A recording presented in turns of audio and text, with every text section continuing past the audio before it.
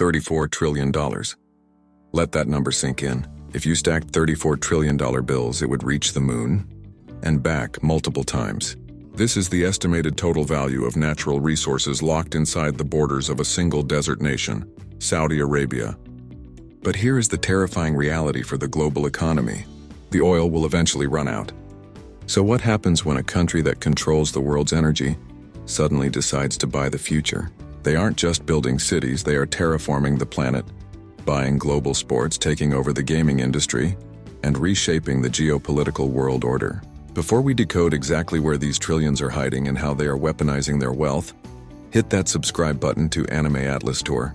We expose how the world truly works. Let's dig in. To understand the madness, you must understand the math of the Gower Field. This is the largest conventional oil field in human history. Measuring 280 kilometers long, it has single-handedly pumped over 80 billion barrels since 1951.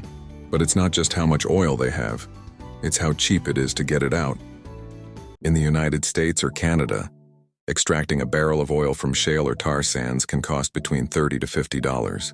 In Saudi Arabia, the oil is practically sitting on the surface. It costs them roughly $3 to $5 to extract a single barrel. They sell it for $80. That is an insane 90% profit margin. This margin created Saudi Aramco, the state-owned oil titan.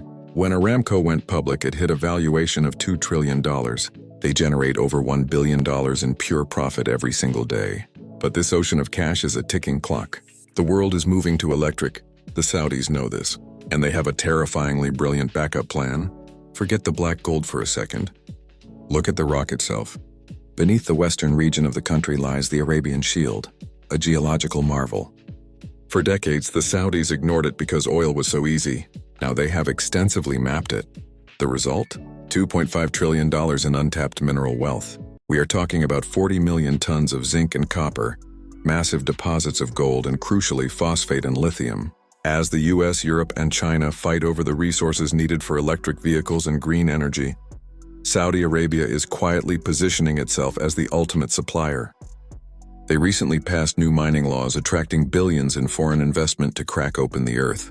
They are transitioning from the kings of oil to the kings of batteries. So how do you manage thousands of billions in liquid cash? You create the PIF, the Public Investment Fund. Controlled by Crown and steered by financial mastermind Yasser Al-Rumayyan, this sovereign wealth fund controls close to $1 trillion. But they aren't just buying companies, they are buying culture. They disrupted a century-old sport by funding elite global tournaments, effectively taking over the industry. They brought the world's most famous athletes to their massive arenas, sparking a billion-dollar spending spree. They are dropping $38 billion to become the absolute epicenter of the digital entertainment and competitive gaming industry, holding massive stakes in the largest digital publishers on Earth. They want you driving their cars, playing their games, and watching their sports. All of this money is funneling into one singular goal, a massive futuristic master plan, the most aggressive infrastructure overhaul in human history.